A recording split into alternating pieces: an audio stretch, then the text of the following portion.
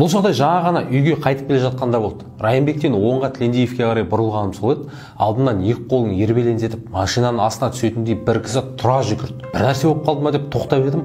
Орта жастағы қолы май-май бір кісі жүгіріп келіп, інім, шаруаға кетіп қалды. Машинада ақсақал бар еді. Осындай жерге жеткізіп тастасашы. Үлкен кісі еді. Бір сағаттан асты. Қолында трубка салынған. Шыдамай отыр деді. Барар жерім Момышұлының бойындағы қарттар үйі екен. Жақсы дедім. Рысқұлов кептеліс екен. Ұзақ тұруға тура келді. Ақсақал басында менен ауылың қай жақ, қай елсің, не істейсің деген әдеттегі сұрақтарды қойды. Жамал сөйлестік. Bir кезде ол кісі маған жас жігіт екенсің, бір нәрсе айтайын. Айтыңыз ата деп ұялы телефонның диктофонын қосып қойдым. Оқыған-тоқыған бала көрінесің, әлі өсесің, қызметке қолың жетеді. Бірақ бір нәрсені есте ұста. Билік мәңгі емес. Қолың жетсе адам баласын қорлама. Билік қолында екен деп адам қорлаған иттіктің көкесін жасағаннан бірі мен, деді. Мен сол сәтте артыма бұрылып тұрып қарап қалдым. Шын мойындау ма, өтірік дүние ма десем керек. Bir кезде жалғастырды. Ішкенім артында, ішпегенім алдында шалқып өмір сүрдім. Бүгін қарттар үйіндемін. Жас кездегі жамандықтарыма қайтарым. 3 әйел алдым. Бірінші әйелім билікке қол жетпеген кезде үйленген. Өмірдің шыжығын бірге өрген жақсы жан еді. Кейін қызметке қол жеткен соң ақша көбейіп, көзге шел біткен соң айналамызда сұлу сылқымдар көбейді. Бәйбішені ұмыттық. Түсінігі мол адам еді. Ың-шыңсыз ажырасты. Шағымданса ол заманда партиядан қуылып, жұмыстан кетіруге болатын заман. Бірақ бірінші әйелім бүйтпеді. Оған өкінген менде жоқ. Үй бар, шопыр бар, көлік тұр, сұлу сылқымдар айналада. Содан кейін тағы әйел алдым. Екінші әйелім беті қызылдың бірі болды. Мен емес көкей ақша екен. Сондықтан егер үйленбесен айтарым, дегеннен дүние сұраған беті жылтырдан бес.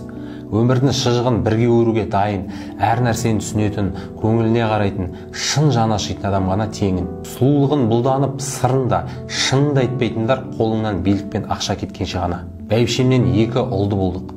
Қарап отырсам бақыт деген сол бала-шағаның дүниеге келгені. Пәтерден пәтерге көшіп жүріп үйлі болғаның. Қызметтен қызметке өскендегі у-шуы мол қуаныш. Ал екінші әйелім ақша, дүние, киім барда жайдарлы. Жоқ болса бар жақсылығында 3-ақ минутта жамандыққа айналдыра салып қарап отыратын. Еркелік деп мән бермеппін. О патшағардан бар көргенім төсек қатынасы. Басқа бақыт көрмеппін. Кейін билік тайған күні күліп тұрып, күл болмасаң бүл бол деп есікті жауып кете берді. Бәйбішеме қайта бардым. Өсіп қалған балаларым онша қабылдамады. Бәйбішем қабылдап, кейін қызметке қайта қол жеткіздім. Қызмет өскен соң қайта баяғы өмір. Жанұямды тағы тастап, қайта бір сылқымға үйлендім. Тағы жанұялық бақыт емес төсек қатынасын таңдадым. Оқиға тағы қайталанды. Екеуінен де бала-шағалы болмадым. Кейін тақта, бақта кеткен соң әр нәрсенің басын шалып жүріп, ақыры жеткен жерім қарттар үйі болды. Әйтеуір өлмегеннің күні қызметте жүргенде ініме үй алып беріп, жұмысқа тұрғызып сүйреп едім. Қазір келіп анда-санда алып кететін де сол. Кезіндегі жалғыз жақсылығым сол. Бүгін қайтарып жатқанда сол. Бүгін үйінен қайтып едім, жолда көлігі бұзылып, кезінде қызметтеміз деп қарапайым адамдармен де сөйлесуден қалыппыз. Қазірде қария болып, салиқалы әңгіме айтып, шежіре тарқатып, әңгімені айтып, бір қарттың өмірін сүру жоқ. Газет оқимын, телевизор көрем, саясат соғам. Анау ана жерге келіпті, мынау мында кетіпті, іштей мынау да бір итау деп пасық болжам жасаймын. Бірақ ол кімге керек? Өткенде министрліктен адамдар келді. Баяғыда қызметте жүргенде бір жас жігіт келіп еді қарамағыма. Сол байғұсқа істемегенім жоқ. Боқтығымды да естіді, елдің көзінше жерден алып жерге де салдым. Ақыр қызметтен қуып жібердім. Маған сол баланы не істеп қойған білмеймін. Бәлкім қызметтің буы. Өткенде сол қарттар үйіндегі тексерісті бастап келді. Екеуміз бір-бірімізді жазбай таныдық.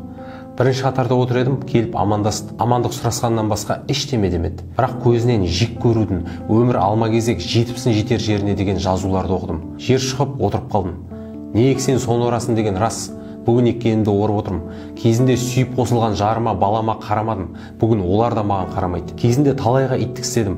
Алдымнан сол шығып жатыр. Балам, бақыт деген қызметте, ақшада, тілі тәтті сұлуда, жылтыраған көлікте емес, бақыт деген тату тәтті отбасың, қарапайым жарың, бала-шаған, анда-санда жылт ете қалған қуаныштар, елмен емін-еркін, жарқын әңгімелесіп, бір шәугім шайды тыныш ішу, қиналып жүріп үй салып біткендегі қуанышты көрсең, тірнектеп жүріп көлік ал, әкем көлік алды деп бала-шағаның қуанғанын көрсең. Сондай бір қарапайым нәрселер бақыт, иттігін бәрібір алдыңнан иттік болып шығады деп атамыз мұңға берілді.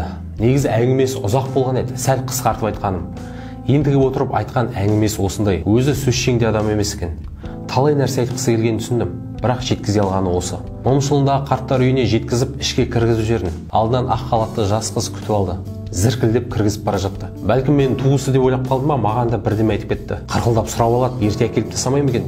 Қаңғыртып тастап кетеді, алып кетіп не қыласыңдар? Сасып кетіпті, жуындырып әкелмейсіңдер ма? Пенсия сана керек сендерге.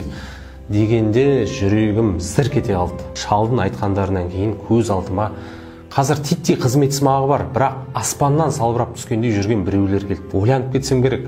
Бағдаршамда тежегішті жіберіп қап, алдымда тұрған машинаны тық еткізіппін. Мең-зең қалыппен шықтым.